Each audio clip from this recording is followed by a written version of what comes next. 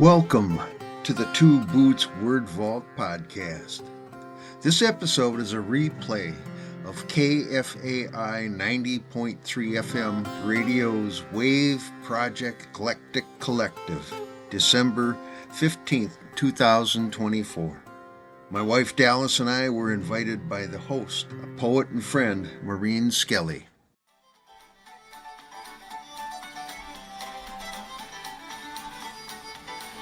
Welcome to the Eclectic Collective version of the Wave Project. We want to thank Pam Hill for being here with us this morning. Good morning, Minneapolis and St. Paul. I'm Maureen Skelly, and welcome to our Darkness into Light show today in the studio. I'm happy to have Dalyce Elliott. Welcome, Dalyce, and Tim Young. Hi, Maureen. Good to see you again. Hi, Pam.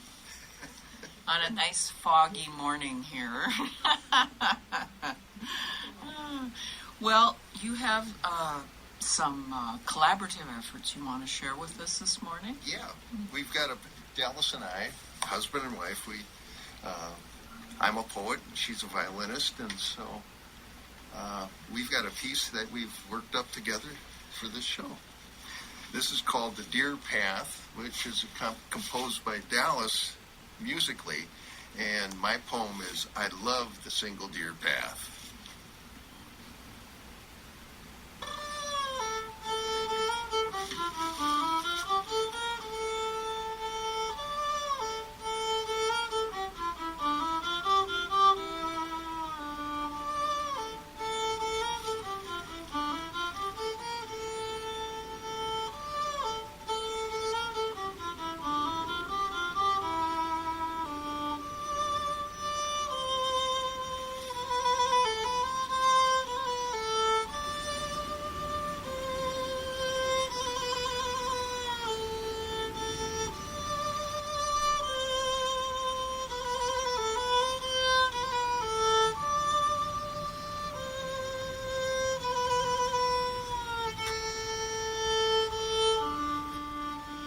I love the single deer path, winding into wet, tangly night woods, where nocturnal squirrels and whippoorwills usually fly tree to tree.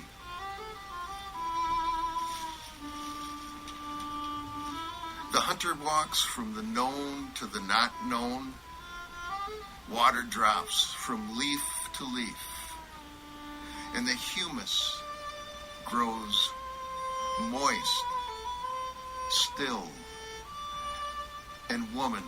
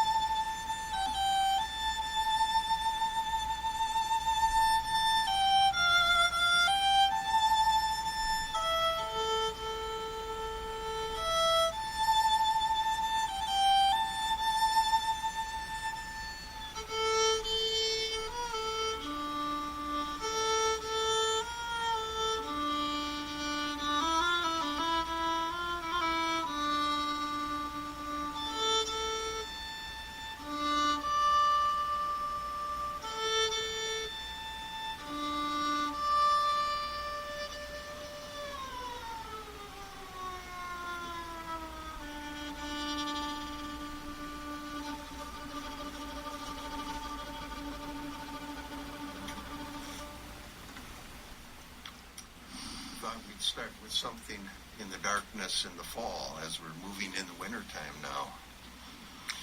There's that was lovely. There's nothing comparable to having an actual live person in the studio with a live musical instrument playing. You know, it is so beautiful, and all the different nuances. You know, I mean, there's nothing that compares to it. No. So thank you so much for coming in and being live in the studio. So you had a few other things you might want to share with us poetically, or? Well, I could read a poem from my latest chapbook. This is just a short poem. Loneliness lingers. Loneliness lingers in that dark tree, in the nest hole of the betrayed owl. And loneliness splashes with a trout who prowls the cold Rush River current. How lucky the eagles who dally above the ash groves. I've slumped beside that cold waterway and felt life tumbling like field silt toward the big Mississippi. And that's the feeling of this time of year. It is. Yeah. I used to live down on the east side of the Mississippi River, Stockholm, Maiden Rock, Wisconsin. Spent a lot of time there. But I'm back in the Twin Cities with Dalyce now. So this is fun. Well, you've written well about that area of the country, and I always go down there once a year at least to, just kind of experience it, because we're so lucky here in Minneapolis area that we have all these different ecosystems within a short distance. The Bluff Country, the North Shore, the Plains area. Just so, the Black Hills, isn't it? A day's drive. I mean, we have all these different, very distinct areas of land that we can travel to. Yeah, and it's all part of us. We're part of the land. You made me think of John Trudell saying that when you said that. I remember hearing John Trudell years and years ago. Yeah. Oh. I actually rode the elevator with him back. This would have been 1988, 89. It was when the first George Bush was elected, and it was his inauguration day, and John Trudell was giving a talk over at the University of Minnesota, and we rode up the elevator together, but he had a terrible cold, so I didn't bother asking him or talking to him too much, and I just said hi. That was it. But I got to meet the man, an incredible human being. Many of us miss his voice in the world. He used to read his poetry at Seward Cafe. Oh, yeah. And spoke at, I heard he was all around Minnesota varying times, so we all got to speak with him. Yep. So, well, I also wanted to mention you and Dalyce have had a reading series for years, the Como Cottage series, at your house. Yeah. And prior to that, I remember I went to one of the ones that was in a place you were living off of Bedford. That's right. Yeah. And Bedford seems notorious for writers in a way. I mean, there's the Tom Smith writing on Bedford, and then the Bedford Poets, our writing group for a long time. And you had, your place on Bedford, so I don't know what it is about Bedford, but... Well, when I returned from Wisconsin, we moved up to, we called it the Holtby House because... I didn't know it was called Holtby House. Yeah, that's where we started our concert series in 2008, the Holtby House series. Dalyce had always wanted to do yard concerts, and so we did a couple of yard concerts in her mother's huge backyard with the flowers and everything. Oh, nice.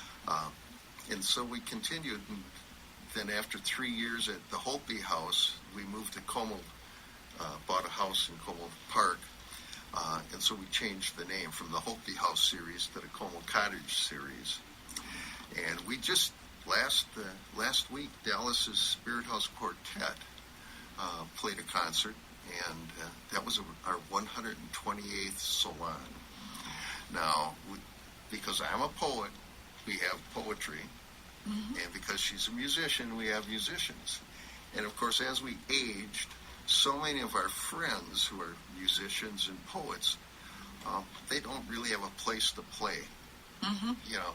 And in an intimate situation, you know, like our living room, dining room is all one area, so we can fit people in there, and so it's an intimate experience, just as you experienced right here with Dalyce.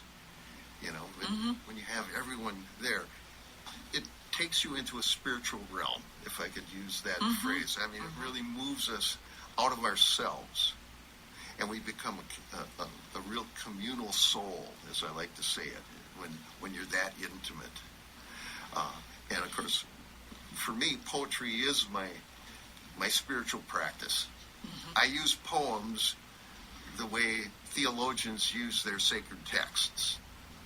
You know, so that's why I have to continue this. You know, I've had a lot of friends. I've had over 100 people in the series.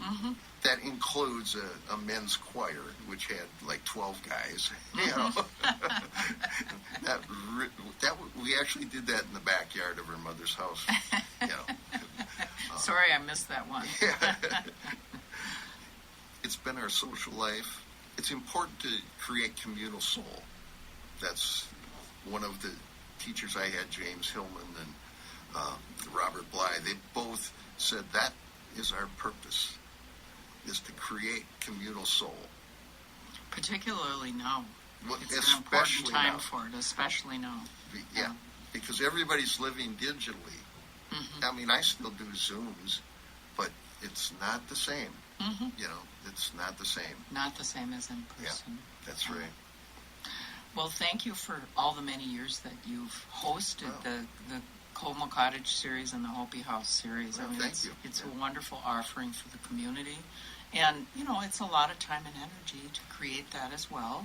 So that, you know, is appreciated by those of us that, you know, have done things like that. And so thank you. Well, you're welcome. You're welcome. We're going to hear one of your poems from one of your CDs. The poem is Snow Has Fallen. Oh, yeah. And that's kind of the bluff country era. Or, That's right, you know, yeah. it fits now. I mean, we're kind of early snow. Early snow, yeah. And this was a project I did with my friend Yada Penovich. On this particular piece, Yada's playing guitar, and then I'm doing the poem, and Dalyce is playing the violin. Oh, nice. Nice.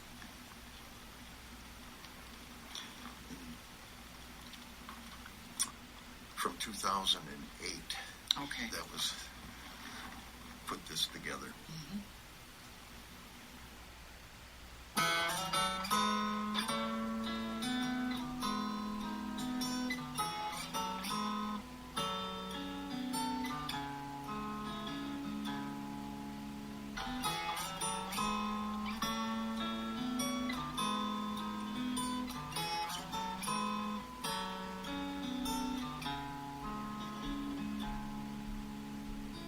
An inch or two of snow has fallen. Summer's earthborn beauties are covered. Among the nettle stalks, darkness decays the dead leaves.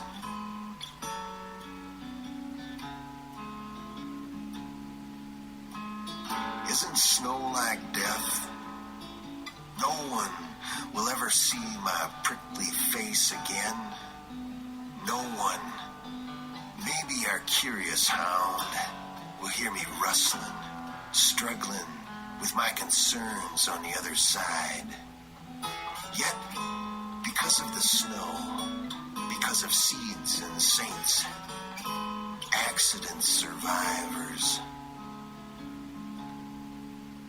I sense that somehow the sun's warmth will return.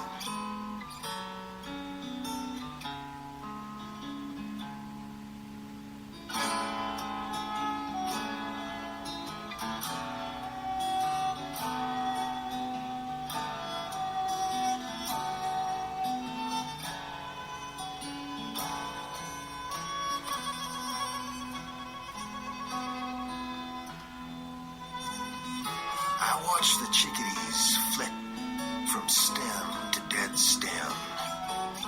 They pick at the weed seeds and sing against the cold. A chickadee warrior is the bravest of all. He defends his kin against any large thing. He's steadfast, courageous, and in the worst winter he won't flee.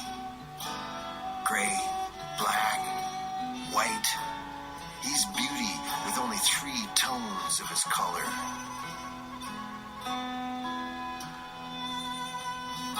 Joyous, he sings and dances when the slightest streak of dawn cracks open. He's social, and he chirps while snowflakes drop. Slowly, beautifully, and easily. Even in a blizzard, he finds a refuge. He tucks himself in and waits for what's impossible to defy, to pass.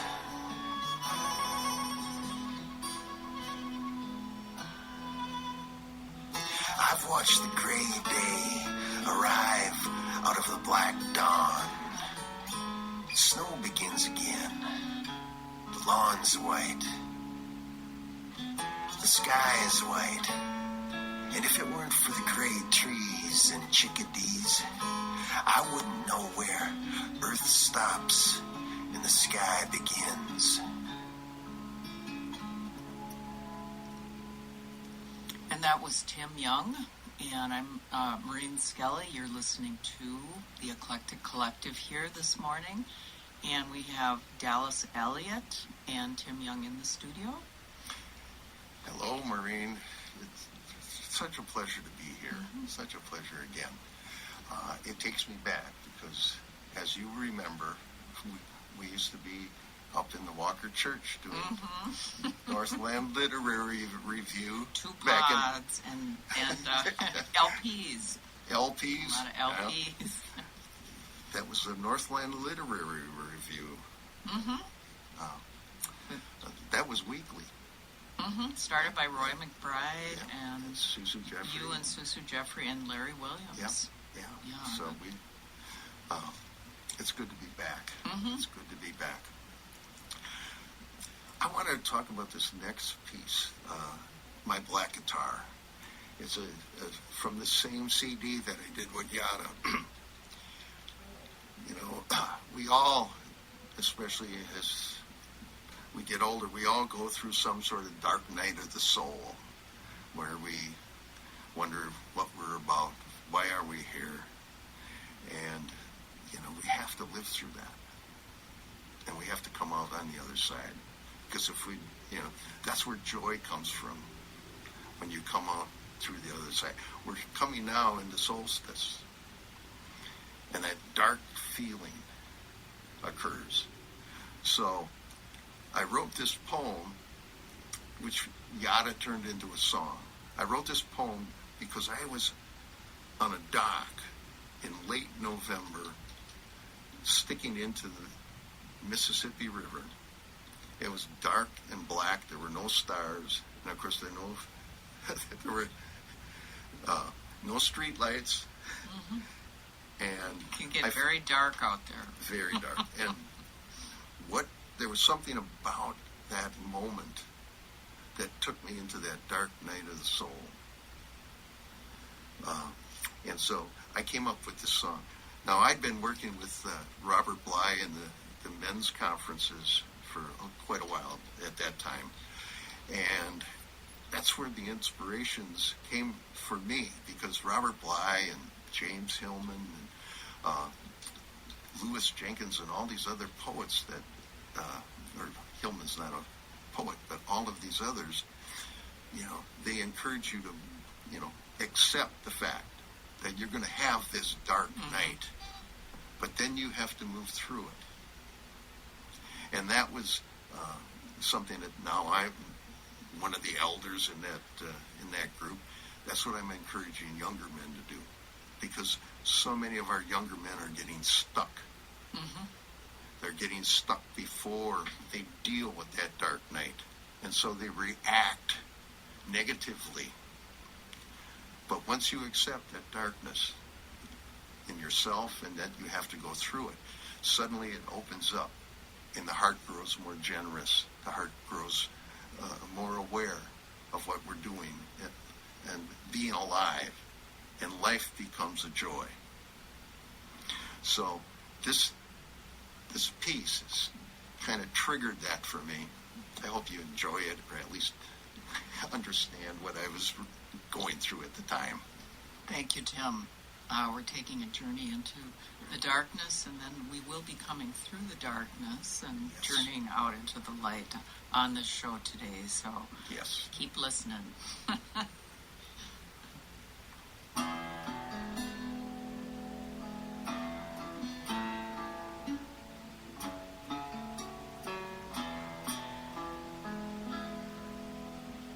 I wanna play my black guitar to a God who listens, but he hangs in his hammock that's slung from the stars, and I can't find moon in the sky.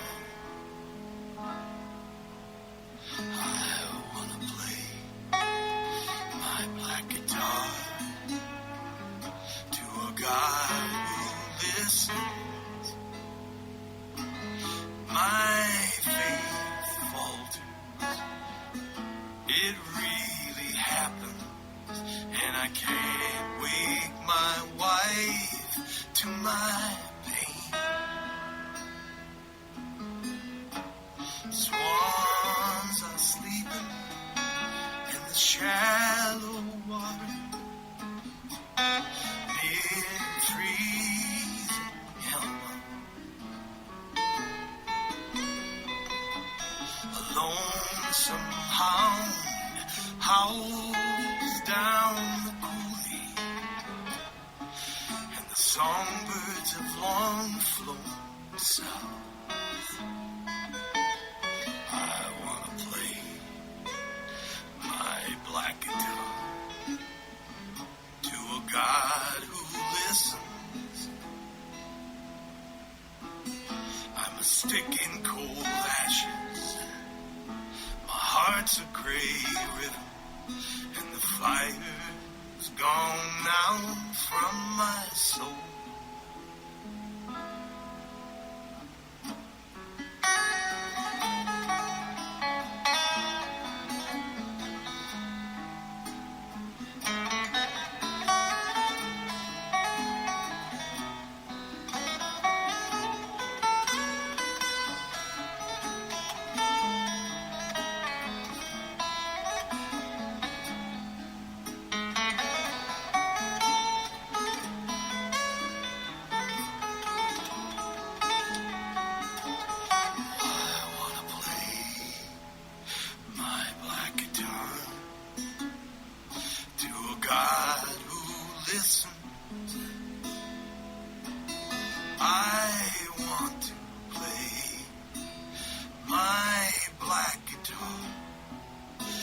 It's broken.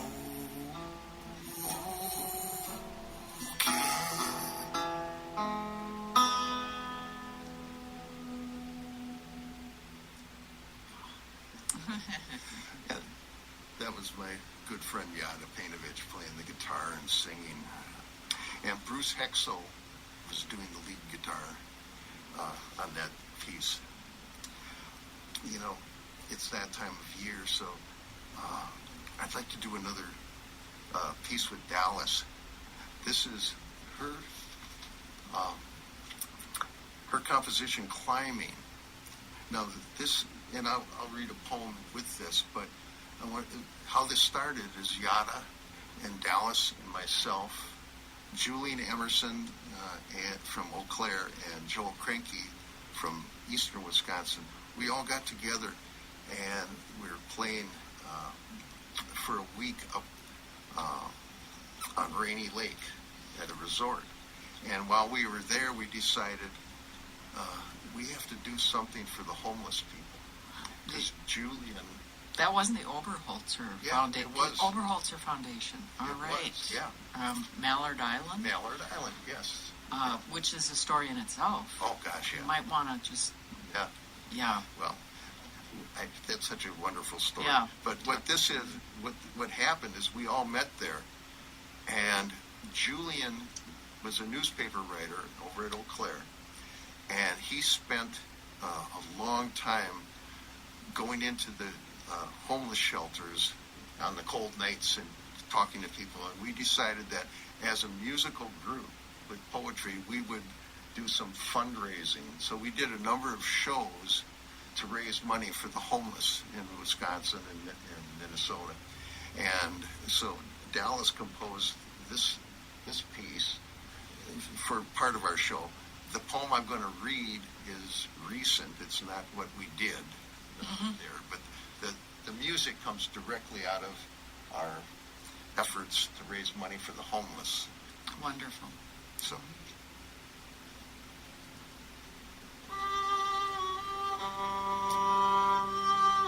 It's 3 a.m. and I hear a lion roar through the snow flurries. Como Zoo is a half-mile away. The lion's fenced in, but a rabbit's made tracks and shivered at my door.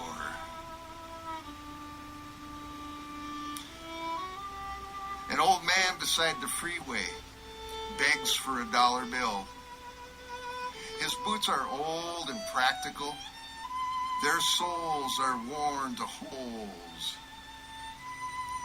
Our prisons are our civic obesity. Our malls serve foodless meals. I stuffed 100 pesos once beside the Beatitudes in a missionary's book. I don't know if he found them. He fed his flock forgiveness. He said, "We've lost our holy mind."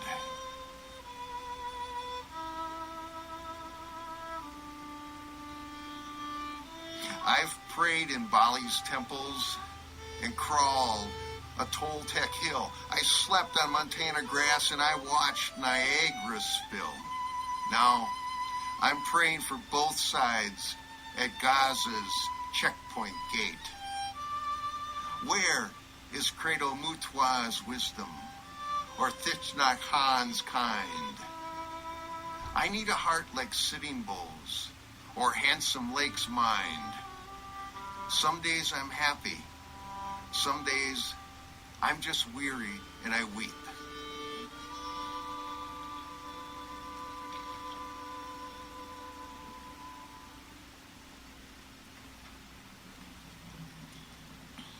Thank you, Dalyce, Elliott, and Tim Young. Yeah, that's part of it.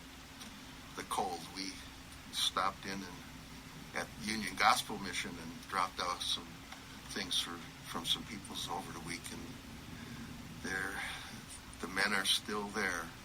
Yeah. It's something that we have to address as a people. But and that's the dark side. Thank you for doing that, and I always have believed in the capacity of musicians and poets to get out there and do something in the community other than just publish our works. That's right. Farm Aid, remember Yeah. the big Farm Aid? Yep. Some of the things we've done here in this area That's right. that have been organized to raise funds Yep. for varying causes, and it's nice to use our art in the service of others, as well as our our own inner processes. This is KFAI. Right. This is the heart of it. So, A wonderful radio station. yeah. Did you want to play that lighter piece? Yes, we're going to segue from the darkness now into the light, because that's what's going on this time of That's year. right. And also I wanted to mention that it is a full moon today on top of a week out. Full moon in Gemini, and so we have a lot of extra energy here to kind of get us Yeah. through that last week of dark days before the days start getting longer again.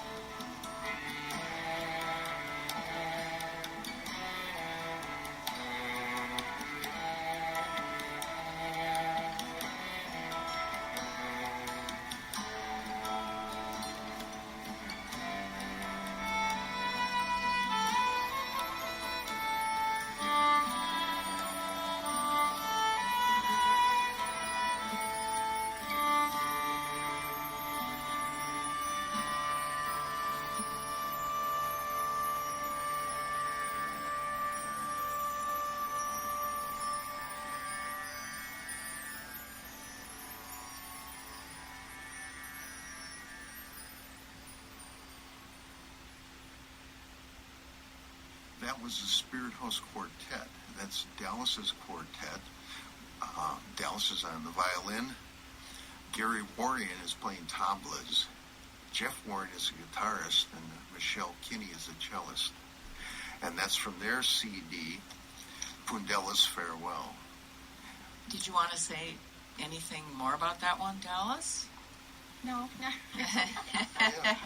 No, like how you started it, or are these people you've worked with for a long time, or? Yeah, I have worked with Gary Warren for a long time. Mm-hmm. We started out doing kirtans Oh, okay. for the community. It was a very fun time. So we were with David Schmidt and his kirtan. I know who that is. Yes. Kind of, were you doing call and response type Yes, songs? yes, Mhm. and it was very interesting. We really had fun doing it. And that's how I met Gary, was through kirtan work. Mm-hmm.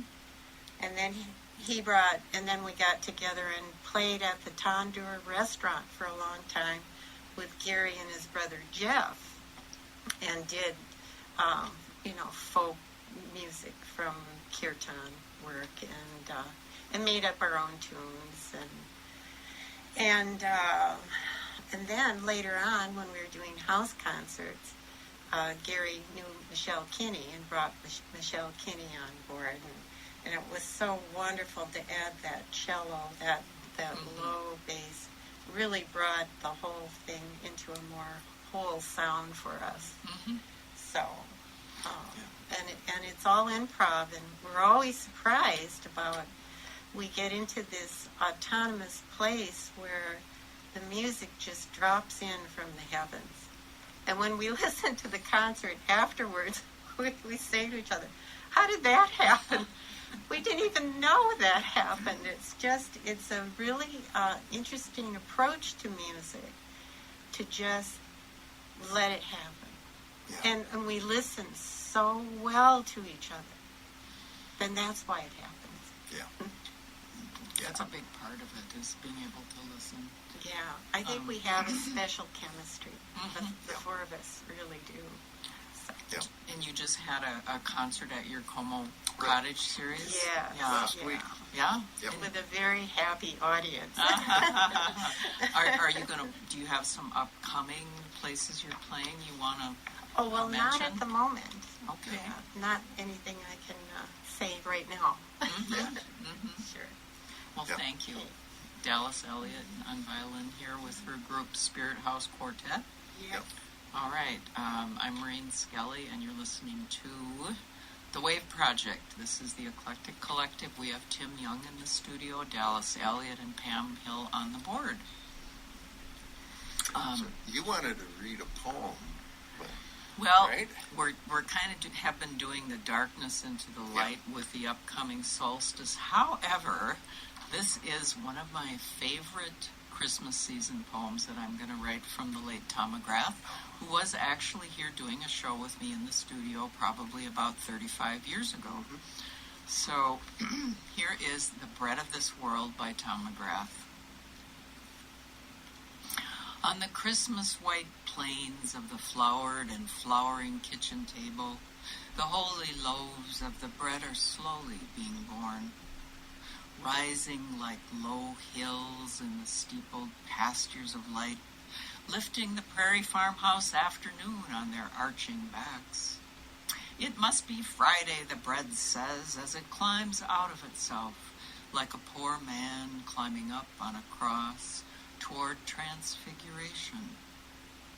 And it is a mystery, surely, if we think this bread rises only out of the enigma that leavens the apocalypse of yeast, or ascends on the beards and beads of a rosary and priesthood of barley, those Friday heavens lofting. But we who will eat the bread when we come in out of the cold and dark know it is a deeper mystery which brings the bread to rise. It is the love and faith of large and lonely women moving like flowery clouds in farmhouse kitchens that that rounds the loaves and the lives of those around them. just as we know it is hunger, our own and others, that gives all salt and savor to bread. But that is a workaday story, and this is the end of the week. I love Tom McGrath. Tom McGrath poem, The Bread of This World, praises 3 from his book, Letters to an Imaginary Friend. If you have not read it or read any poetry by the late Tom McGrath of this region, please do. Oh, you absolutely must check out Tom McGrath, one of my favorites. He visited me one time, so I felt very honored. My friend Jim Dockniak brought him over to my place, and we got to sit and talk. But I wanted to follow your poem. You know, at Como Cottage, when we have a poetry scrum, in the scrum, a poem that's read by one person, something in that poem has to trigger the next poet. Sure. And so I love that idea. What you just read triggered this poem from my new book, Memories Honey Cloud. That's my new chapbook. And it's called Grandma's Cookies. As she aged, slowed, and habitually scratched her elbows, Grandma made cookies every week. And every week, she used the same recipe for the sugar cookie dough. She'd stir in oatmeal or raisins or chocolate chips or any combination before using her rolling pin. She'd heat her oven and roll the dough on a cutting board. Depending upon her mood or the season, she'd shape her cookies with tin cutters from the knotty pine cabinet. The dough always tasted the same, whether a camel, a horse, a songbird form, an angel, stars, pumpkins, hearts, or Easter bunnies. We'd laugh but not complain, and she'd always bake the ribbony trimmings for Grandpa. Grandma liked to walk in the lakeside woods, where wildflowers grew in sandy soil. Their colors and shapes made all the difference, like her cookies. Their scents and the aroma of baking cookies soothed her. On this earth, many grandmas make cookies and sweets with many flavors. There's a secret in their dough, a secret passed from soil to seed to stem to grain, a secret rolled flat so we might consume it, each of us, in our own way, the way our grandmas fed us. That is a wonderful poem. Thank you, Tim. Now, I'm never going to think about making cookies in quite the same way.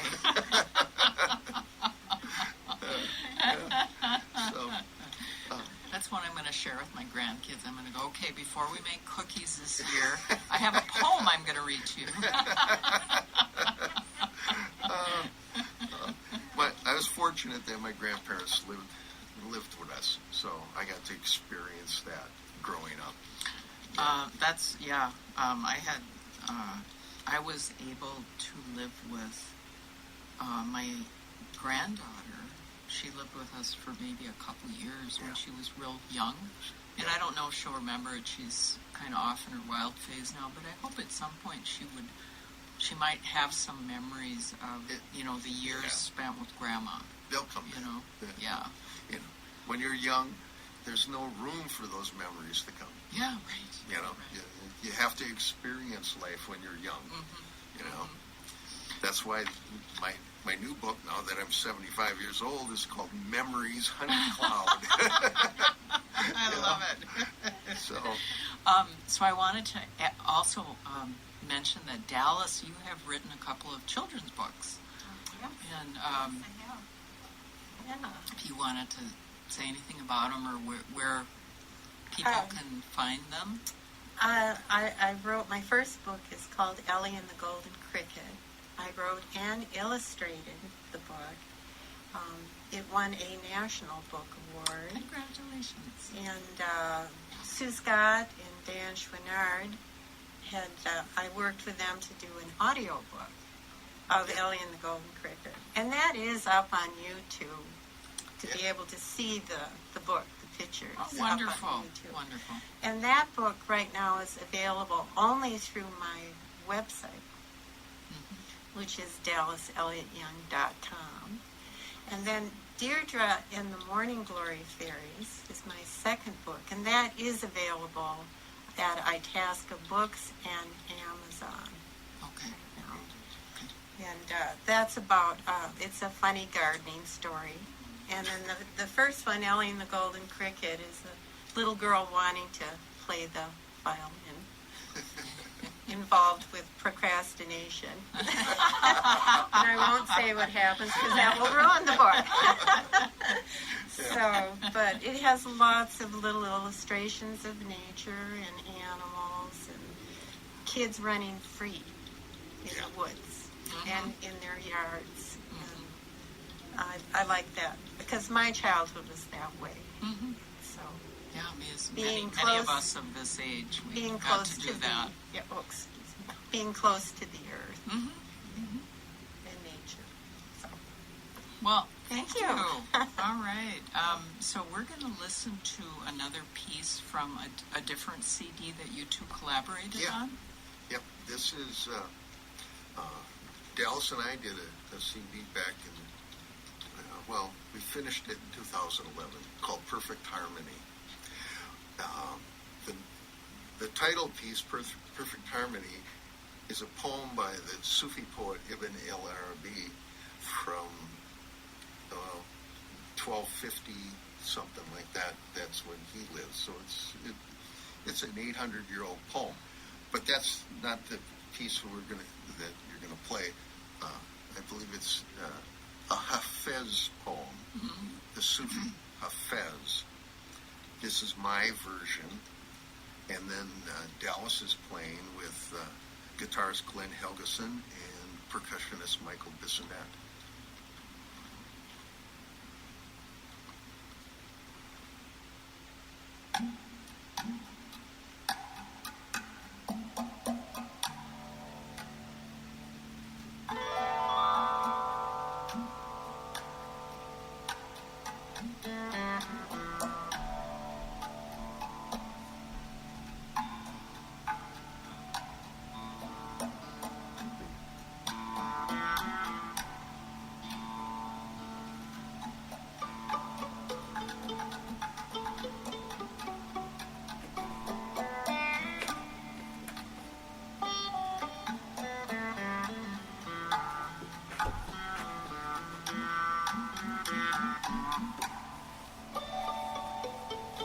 Joy comes like a lover's breath in your ear, and it feels good,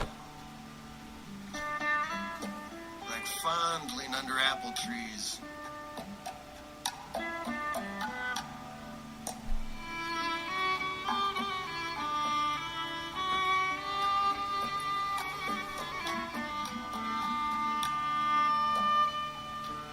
Why delay joy just to become a better person?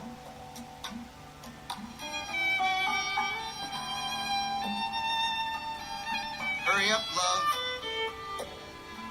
Bring a bottle of wine to the orchard.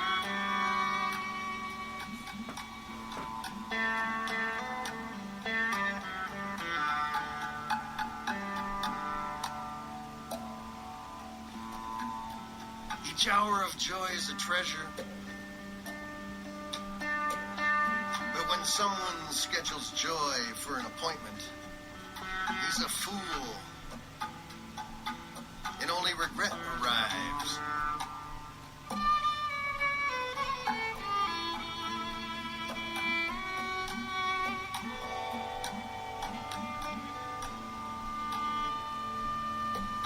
Our lives don't hang by a thread. A chain of suffering keeps us dangling. Why deny it? Why worry? It's enough to know that misery exists.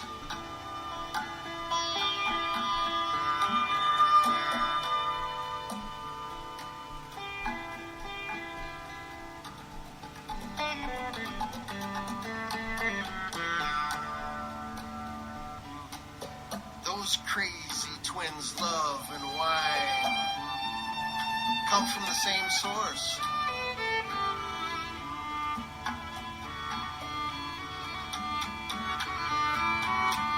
Are we to blame? Should we feel guilty when they come without restraint?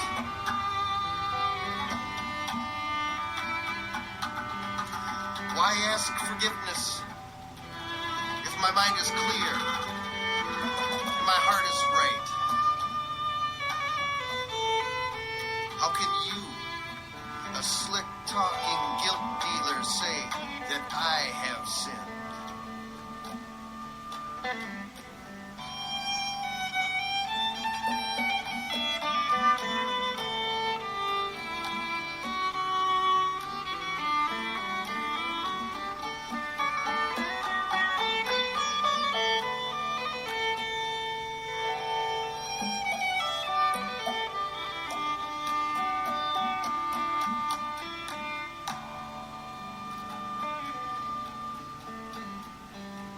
Hermits drink from wild springs. Poets enjoy champagne from a bowl until he's judged by God above. Hafez will keep drinking, and he will keep singing, and he will keep going to the orchard.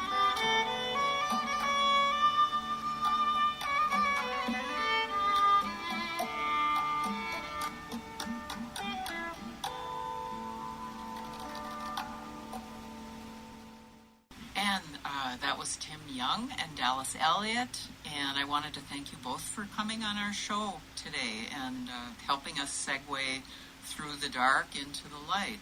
Well, thank you so much, Maureen. It's a real pleasure. Thanks, Pam, working so hard behind that screen there. If I could, I'd like to mention that my poetry is on my YouTube channel. I have two YouTube channels, actually. One channel is simply Tim Two Boots, and that's poetry with music. And the straight poetry, just my voice, that's the YouTube channel, Timothy Young's Words. And then I have a podcast that's called the Two Boots Word Vault Podcast. So every week there's a new podcast out there, so thank you for letting me plug those things. Well, it's been a pleasure to have you on. Happy upcoming solstice and winter, everybody. And we're going to go out with some John Trudell. Yes.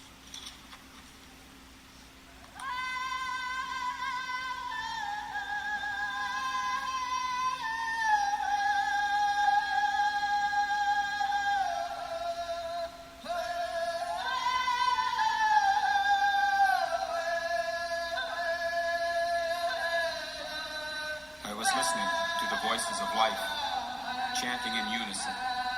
Carry on the struggle. The generations surge together in resistance to meet the reality of